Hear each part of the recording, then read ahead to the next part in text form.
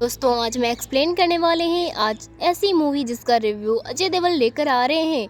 Movie का नाम है सौतन। ये मूवी आपको जरूर पसंद आएगी, इसलिए वीडियो को भी लाइक कर दीजिए। चलिए कहानी शुरू करते हैं। तो मूवी की शुरुआत में हम एक आदमी को मरा हुआ चूहा पकड़कर अपने साथ ले जाते हुए देखते हैं और वह अपने घर जाकर उबले हुए चाय में मरे हुए चूहे को डालकर अपने कमरे में चला जाता है।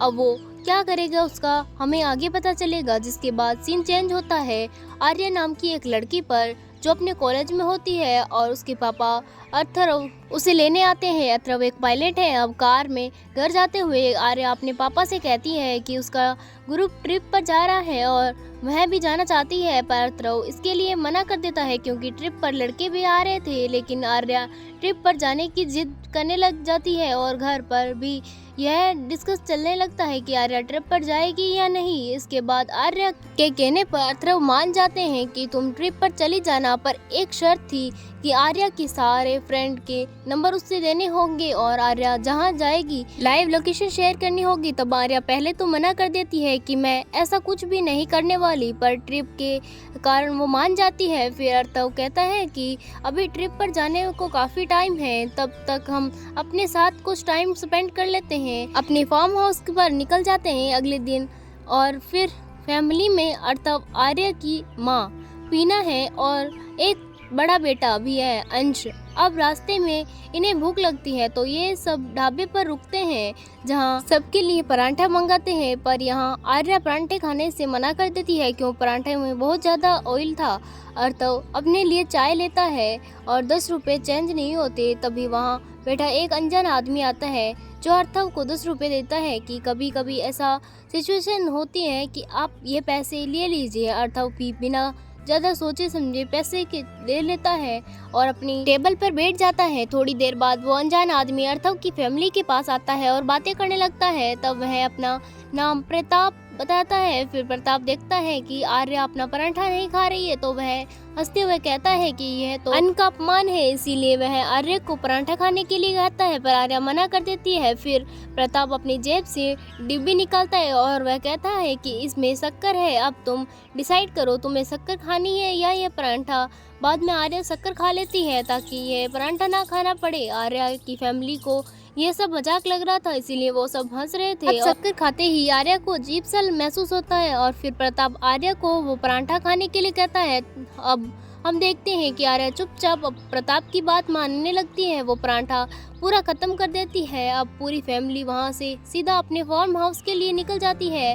तब आर्या के पास प्रताप दोबारा आता है और बिस्किट देता है, किसी फार्म हाउस पहुंचकर खा लेना। आर्या प्रताप की बात मान रही थी, जो कि बहुत ही अजीब बात थी क्योंकि आर्या तो अपनी फैमिली में से किसी की ना सुनती थी। अब इसके बाद फार्म हाउस पर पहुंचते ही आर्या सबसे पहले वहीं प्रताप के दिए बिस्किट खा लेती है, यानी कि प्रताप ने आर्या के कुछ ना कुछ तो जरूर किया है। फिर पूरी फैमिली अपने फार्म हाउस पर एंजॉय करने लगती है और थोड़ी देर बाद आर्या की माँ बीना देखती है कि प्रताप को इसके फार्म हाउस के बाहर ही खड़ा है, जो कि काफ़ी अजीब बात थी कि वो इनके पीछे पीछे यहाँ तक आ गया। अब बिना जल्दी से बात अथर्व को बताती है और अथर्व प्रताप से मिलने जाता है। तब प्रताप कहता है कि उसका फार्म हाउस भी यहीं पास में है और आते जाते उसकी गाड़ी यहीं ख़राब हो गई और फ़ोन में ना तो नेटवर्क और ना ही बैटरी, इसीलिए वो अथर्व के फार्म हाउस के लैंडलाइन यूज़ करने के लिए पूछता है ताकि वह अपनी बेटी को हेल्प के लिए बुला सके। अथर्व को यह भी सब नॉर्मल लग रहा था, इसीलिए वह अंदर बुला लेता है। फिर प्रताप लैंडलाइन से नंबर मिलाता पर फ़ोन तो लगता ही नहीं और प्रताप यहाँ बार बार आर्या को ही देखने लगता कि वह अभी है कहाँ। फिर आर्या जब स्विमिंग पूल से अपने रूम में जाती है तब प्रताप आर्या को अपने पास बुलाता है। यहाँ भी आर्या प्रताप की सारी बात मान रही थी और उसका अपने आप में पर कंट्रोल नहीं था, यहाँ तक कि प्रताप आर्या के छोटे भाई अंश को भी डांट देता है। और जैसे ही प्रताप यहाँ इस घर का सदस्य ही बन गया था, अथर्व इसे प्रताप को भेजने के लिए कहता है क्योंकि वो एक अनजान आदमी था जो उसके घर में घुस आया था और यह समय उनका फैमिली टाइम था। पर अथर्व कहता है कि थोड़ी देर की बात है, हम मदद ही तो कर रहे हैं। प्रताप नाश्ता करके चला गया। यहाँ प्रताप और आर्या को देखते हैं जहाँ ये प्रताप के पूछे गए आर्या ने सब कुछ जवाब देता है। यहाँ सब लद्दाख की ट्रिप जाने के वाले भी बता देता है, जिसके लिए पापा ने मना कर रखा था, लेकिन अब वह मान गए हैं। यानी आर्या ने प्रताप को काफ़ी सारी पर्सनल बातें बता दी थी। तब प्रताप कहता है कि तुम किसी ट्रिप पर नहीं जाओगी और अब तुम मेरे साथ मेरे घर चलोगी। तब अंश पर एक बॉल फेंकता है और यह देखकर प्रताप आर्या को कहता है कि इसको खींच कर मारो। तब आर्या ऐसा ही करती है और अंश के गाल पर चांटा लगा देती है, जिसके कारण अंश रोने लगता है और वह और बिना आर्या को डांटते हैं कि अपने भाई को ऐसे कौन मारता है। तब आर्या कहती है कि यह मुझे अंकल ने मारने के लिए कहा था, जिसके बाद अर्थव और बीना को प्रताप पर काफ़ी गुस्सा आता है कि यह बाहरी आदमी सब कर रहा है।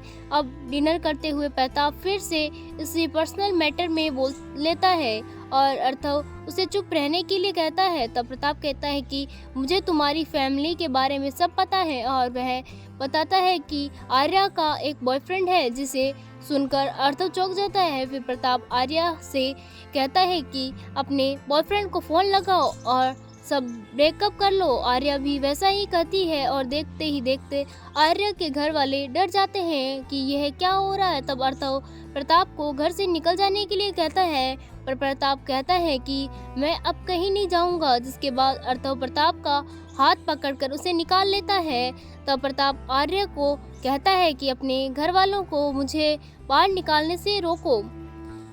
सुनते ही आर्या वैसा ही करती है और प्रताप के लिए अपनी मम्मी पापा से लड़ लेती है, यहाँ तक कि वह अपने पापा को धक्का दे देती है कि अंकल कहीं नहीं जाएंगे। और यह देखकर समझ आ रहा था कि प्रताप ने आर्या को अपने वश में कर लिया है, जो कि इतना पागल। प्रताप अर्थव को दिखाने के लिए आर्या से चाय पत्ती खाने के लिए कहता है और आर्या पूरी चाय पत्ती खा लेती है। फिर प्रताप आर्या को लाइन से जैसा जैसा करने को कहता है, आर्या वैसा वैसा करती जाती है। यानी कि प्रताप का तंत्र काफ़ी ज़्यादा मजबूत था, जिसमें आर्या की सोचने की शक्ति ही चली गई थी। अब बस प्रताप की कठपुतली बन गई है। अब प्रताप आर्या से कहने लगा, पापा के ही चांटा लगा देती है। फिर वो सबके फ़ोन टावर लैंडलाइन की वायर से भी निकाल देता है और फिर वहाँ आर्या से अपने पैर दबाने लगता है। इसके बाद प्रताप कहता है कि आर्या को अपने साथ ले जाना चाहता हूँ, लेकिन अर्थव और बिना अब डर के मारे कहते हैं कि ऐसा मत करो। तब प्रताप कहता है कि आर्या को मेरे साथ भेजने के लिए मान जाओ, वरना मैं तो आर्या को एक ऑर्डर देके अपने साथ ले जाऊँगा और तुम्हारी परमिशन अभी इसीलिए चाहता हूँ ताकि फ्यूचर में आर्या के मन में अपनी फैमिली के लिए प्यार ना जाग जाए, मेरा आविष्कार ना टूटे जाए। इसीलिए जब तुम खुद से उसे भेजना दोगे तो अच्छे से होगा। फिर वो कहता है कि बस तुम ये कर दो, हम आर्या को मुझे अर्पण कर दे और मैं तुम्हें सबको बिना कुछ किए आर्या को लेकर चला जाऊंगा। ये सुनते ही अर्थव मना कर देता है कि मैं अपनी बेटी को तुम्हें नहीं देने वाला हूँ, हमारे साथ ऐसा क्यों कर रहे हो। तब प्रताप हंसते हुए कहता है कि मैं एक राक्षस हूँ, मुझे लोगों को तड़पाते हुए देखने काफ़ी मज़ा आता है। तभी वो आर्या को खींच लेता है और मारता है, जिसके देखकर अर्थव प्रताप को मारने लगता है। प्रताप आर्या से कहकर अर्थव पर हमला करवा देता है और फिर वह गुस्से में अंश पर हमला करने के लिए कहता है और आर्या भी अंश का सर फोड़ देती है। जिसके बाद बीना और अर्थव रोते हुए अंश की मरहम पट्टी करते हैं और उन्हें समझ नहीं आता कि वो अब क्या करे। तब रूम में अंश के पास एक फ़ोन था, जिसे वो बैटरी होने के कारण चार्जिंग पर लगा था। तब अंश के चोट लगने से बुखार भी आ गया था, तो यह दोनों नीचे प्रताप के पास जाते हैं और हॉस्पिटल जाने के लिए कहते हैं, पर प्रताप इन्हें भड़क जाता है कि तेरे पति ने देखो मेरा क्या हाल कर दिया, और वह आर्या को एक चूहा लाने को लिए कहता है कि तेरे माँ बाप मुझे दोबारा मारना है तो तू उन्हें मार दी हो। फिर प्रताप अर्थव से जमीन पर नाक रगड़ने के लिए कहता है और अंश को बचाने के लिए अर्थव प्रताप के सामने जमीन पर नाक रगड़ने लगता है। लेकिन यह सब देखने के बाद प्रताप भी दया नहीं आती और वह आर्या गाना बजाकर डांस करने के लिए कहता है, जहां आर्या नाच नाच कर पूरी थक चुकी थी। लेकिन प्रताप उसे रुकने के लिए नहीं कहता। नहीं, फिर थोड़ी देर बाद जब स्पीकर की बैटरी खत्म होती है तब जाकर आर्या रुकती है। अब ना आर्या के लिए पानी लाती है, लेकिन प्रताप उसे पानी पीने नहीं देता। बिना आर्या की ऐसी हालत देखकर ऐसे रोई जा रही थी। तब प्रताप बिना कुछ चुपचाप ऊपर जाने के लिए कहता है। अब यह सब देखकर अर्थव पूरी तरह से इरिटेट हो जाता है। अब गुस्से में प्रताप को मारने जाता है तो वहाँ आर्या पहले से प्रताप को बचाने के लिए खड़ी थी। अब आर्या को पूरे दिन बीत गया था प्रताप के वंश में, इसीलिए वो एक बार भी टॉयलेट तक नहीं की, इसीलिए वो खड़ी खड़ी टॉयलेट कर देती है। और यह देखकर अर्थव वापस रूम में आकर रोने लगता है। फिर वह जल्दी से अपने फ़ोन से किसी को कांटेक्ट करने की कोशिश करता है, पर सिंगल ना होने के कारण फ़ोन नहीं लगता। जिसके बाद अर्थव कहता है कि मेरे ऑफिस बैग में मेरे ऑफिस का फ़ोन है और शायद उसे बात बन जाती, लेकिन नीचे तो प्रताप बैठा था।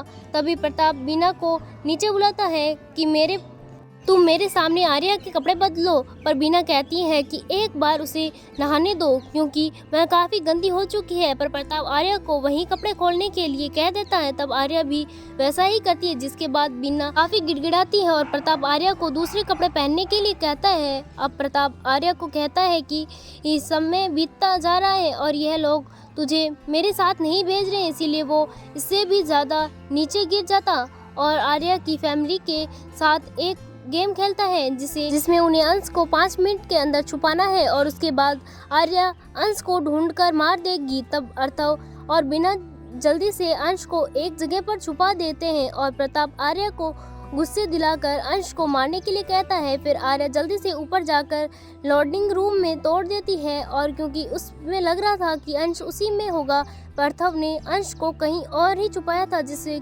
आर्या हर जगह ढूंढने में लग जाती है। इसके बाद मौका मिलते ही अर्थव नीचे अपने बैग से अपना फ़ोन निकाल लेता है। फिर थोड़ी देर अंश को ढूंढने के बाद आर्या अंश को छत पर ढूंढ लेती है और तब बीना और अर्थव अंश को बचाने के लिए भागते हैं, लेकिन आर्या दोनों को ही बड़ी बुरी तरीके से घायल कर देती है। तब अंश भी वहां से भागने लगता है, पर आर्या उसे पकड़कर नीचे फेंक देती है, जिसको देखकर ये दोनों जल्दी से नीचे जाते हैं। अंश की हालत काफ़ी ज़्यादा खराब थी। बीना कहती है यह अभी जिंदा है, इसे हॉस्पिटल ले जाना होगा वरना हमें इसे खो देंगे, जिसको देखकर प्रताप कहता है कि मैं अभी आर्या के हाथ अंश को मरवा दूंगा और अगर अंश को बचाना है और हॉस्पिटल ले जाना है तो आर्या मुझे अर्पण कर दो। यानी यह उन्हें कहने लगता है कि आर्या को प्रताप को सौंप रहे थे। अर्थव और बीना इतना ज़्यादा टॉर्चर हो चुके थे कि अंश को बचाने के लिए करना ही पड़ता है कि हम आर्या को तुम्हें दे रहे हैं। फिर जानने से पहले अर्थव आर्या को गले लगाता है और चुपके से उसकी पैंट की जेब में फ़ोन डाल देता है ताकि वो अपनी बेटी की लोकेशन ट्रैक कर पाए। जिसके बाद प्रताप आर्या को लेकर वहाँ से चला जाता है और फिर अर्थव बीना उसे अंश को हॉस्पिटल ले जाते हैं और अर्थव का आर्या रोने लग जाती है। एक हाथ काफ़ी ज़्यादा घायल हो चुका था, इसके बावजूद आर्या को ट्रैक करते हुए उसके पीछे जाने लगता है। अब यहाँ प्रताप को देखता है जो कि अपने अड्डे पर आता है और वहाँ प्रताप अपने से काफ़ी सारी लड़कियों को अपने वंश में कर लेता है। अपने साथ रखा हुआ था जो प्रताप की हर बात मानती थी और प्रताप भी इन्हें अपने हर तरह काम करवाता था। वह आर्या को सबसे मिलवाता है और कहता है कि यह तुम्हारी बहन है और अब तुम भी इन्हीं के साथ रहोगी, मेरा काम करोगी। फिर अर्थव भी अब प्रताप की लोकेशन पर पहुंच जाता है और तभी वहां प्रताप के वश में हुई सारी लड़कियां अर्थव और हमला कर देती है और उसे नीचे लगती है, इसके कारण वो उठ भी नहीं पाता। प्रताप वहां आता है और अर्थव को उसे कहता है कि जब मुझे मारना ही है तो मैं आर्या के हाथों से मरना चाहता हूं। जो सुनकर प्रताप आर्या को बुलाता है और जैसे वो आर्या से अपने बाप को मारने के लिए कहता है, तभी प्रताप खड़ा होकर आर्या के दोनों कानों में डाल देता है ताकि आर्या कुछ भी सुन ना पाए। जिसके बाद अर्थव प्रताप को पटक कर उसे बेहोश कर देता है और जैसे ही प्रताप को होश आता है वह कुछ बोल पाता है उससे पहले अर्थव लाश से उसकी जबान निकाल लेता है ताकि वह बाद में दर्द के मारे प्रताप खूब तड़पता है क्योंकि अब वह कभी बोल नहीं पाएगा। और आर्या के साथ साथ अर्थव ने वहाँ की सारी लड़कियों को जान से बचा लिया। अब